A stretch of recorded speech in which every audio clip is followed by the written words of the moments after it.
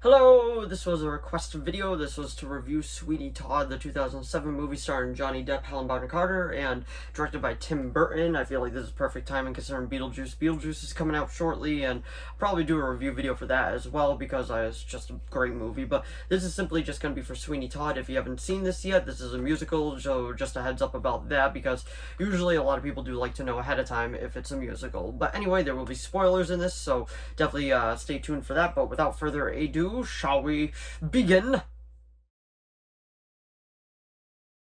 So, Sweeney Todd, the Demon Barber of Fleet Street.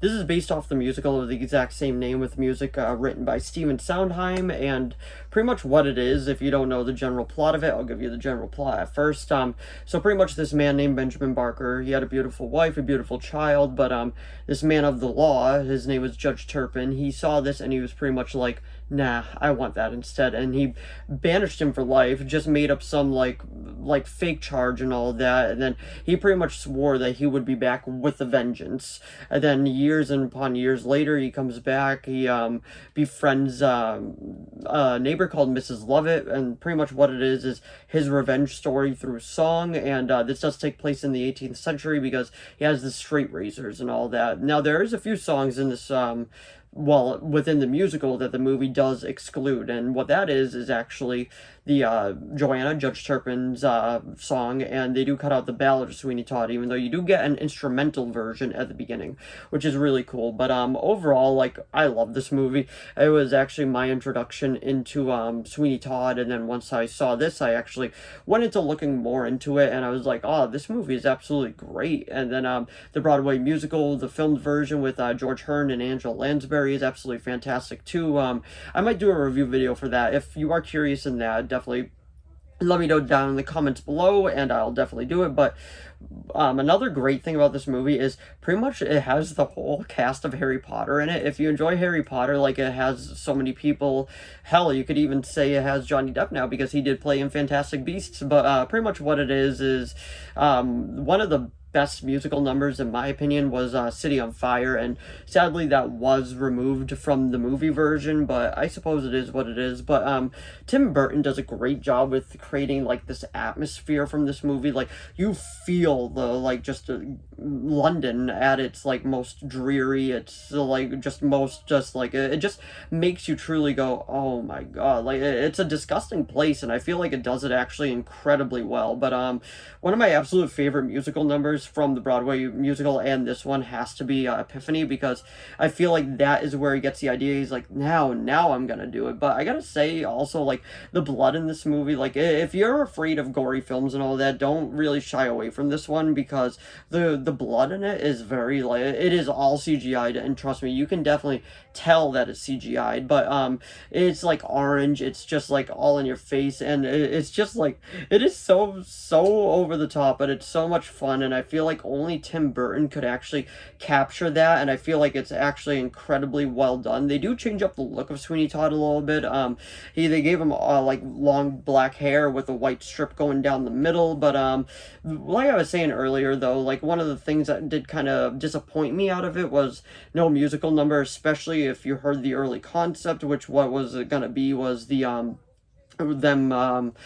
victims singing the ballad of Sweeney Todd, and one of them was going to be Sir Christopher Lee, so I thought that was actually going to be really cool if they went through with it. But well, I got to talk about this one part, like his chair. He actually makes a chair instead of getting it ordered, and then once he makes it, and instead of going like this straight down into the like the meat pie shop, it goes backwards, and then you fall backwards head first. So just making sure if the throat slit didn't get you, that's gonna get you. But honestly, like, it is just it's a fun film. It's a great like introduction into horror, I guess you could say. Like, if somebody likes musicals and they're starting to get warmed up to horror, then definitely give this one a recommendation in my opinion, because it is just so good in my opinion.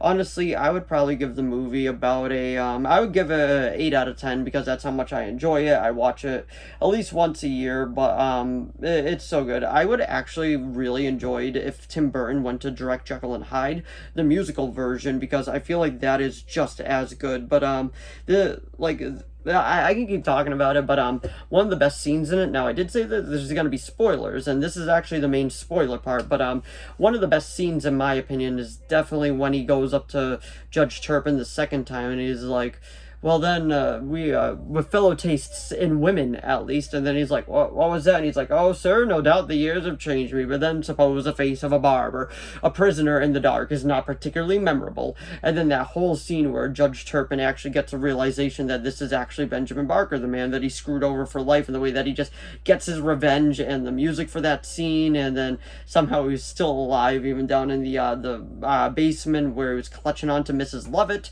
But before this review video is over, I gotta talk about the twist of this movie, because we see an old beggar woman running around the entire film screaming at the top of her lungs about something's not right in the pie shop, because they start feeding people into pies and all that, and she's screaming that something isn't right, but pretty much nobody really listens to her because she's just a crazy old beggar woman.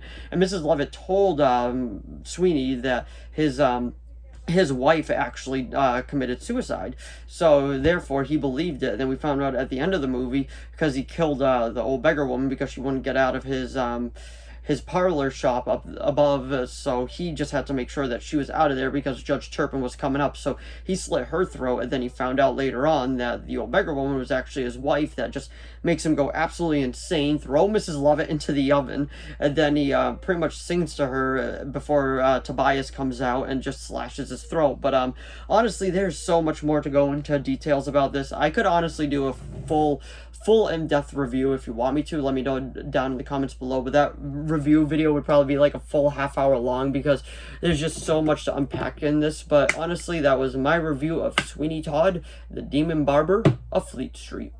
So if you enjoyed this video, please give it a like and a subscribe so I can make more of these. If you have any video requests, please leave them down in the comments below. I'll do my best to reply, as I now have a few video requests and those are being made. But if you do have any others, just let me know. As long as I'm in my capability of making it, I will be making it. And if you saw Sweeney Todd, the Demon Barber of Fleet Street, the 2007 movie version with Johnny Depp, let me know what you thought of it down in the comments below. And let me know which one do you prefer, the filmed version with George Hearn and Angela Lansbury, or do you prefer this version with Johnny Depp? But anyway, thanks for watching as always, and I'll see all of you in the next video. Bye.